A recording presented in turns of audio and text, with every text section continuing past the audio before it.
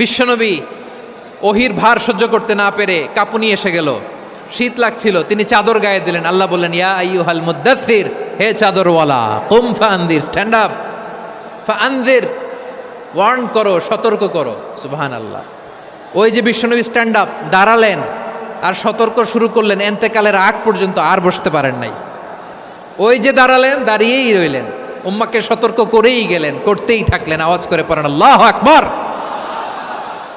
ওয়া আনদির আশিরাতাকাল আকরাবিন যখন নাজিল হলো, বিশ্বনবী সাফা পাহাড়ের চূড়ায় উঠে গেলেন, ডাকতে আরম্ভ করলেন, ও আমার বংশের লোকেরা, ও আমার সম্প্রদায়ের লোকেরা, আমি যদি বলি পাহাড়ের পেছনে একদল ঘোড়সাওয়ার তোমাদেরকে আক্রমণ করার জন্য রেডি হয়ে আছে, ও আমার মক্কাবাসী, আমার কথা তোমরা বিশ্বাস করবা নাকি? সবাই এক বাক্যে বলে দিল, বিশ্বাস করব।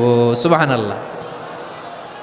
ও আমার মক্কাবাসী, আমি যদি বলি এই পাহাড়ের পেছনে একদল ব্যাটালিয়ন তোমাদেরকে অ্যাটাক করবে, আমি বললে বিশ্বাস করবা? মক্কাবাসী কি উত্তর দিয়েছিল জানেন? এত হেভি ওয়েটফুল একটা কথা বলেছিল। তারা বলেছিল, অবশ্যই বিশ্বাস করব, কারণ মা জাররাবনা আলাইকা ইল্লা সিদকা, আমরা জীবনে কোনোদিন তোমার মুখে মিথ্যা শুনি নাই। সুবহানাল্লাহ কইবেন না? ও মিয়া, যে এলাকায় আপনি জন্মগ্রহণ করলেন, আপনার শৈশব, কৈশোর, আপনার তারুণ্য, আপনার যৌবন যেখানে কাটালেন, ওই এলাকার লোকেরা যদি এক বাক্যে বলে তুমি যা বলবা তাই বিশ্বাস করব, কারণ তোমারে তো মিথ্যা কইতে শুনি নাই।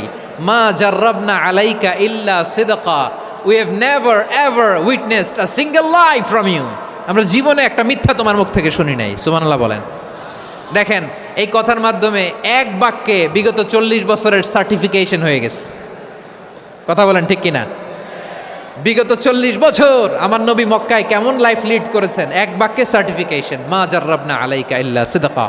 তখন বিশ্বনবী বললেন, ফাইন্নী নাযীরুল লাকুম বাইনা ইয়াদাই আযাবিন শাদীদ, যদি আমার কথা বিশ্বাস করো তাহলে জেনে রাখো, যদি মূর্তি পূজা আর এই শিরকি কর্মকাণ্ড ছেড়ে না দিয়ে এক আল্লাহর পথে ফিরে না আসো, কঠিন আযাব তোমাদের জন্য অপেক্ষা করছে। আওয়াজ করে পড়েন আল্লাহু আকবার।